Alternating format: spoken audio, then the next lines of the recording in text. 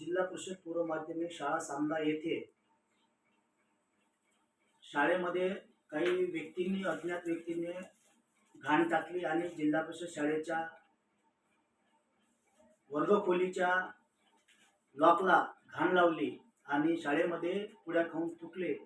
हा जो प्रकार आज जिल्हा परिषद पूर्व माध्यमिक शाळा सांदा येथे घडला हा निंदनीय आहे। या गोष्टीची मी निषेध करतो आणि ज्या कोणी व्यक्तीने ही प्रकार केला याचा शोध घेऊन त्याच्यावर कठोर कारवाई करण्यात यावी अशी मी मागणी आज या व्हिडिओद्वारे करतो।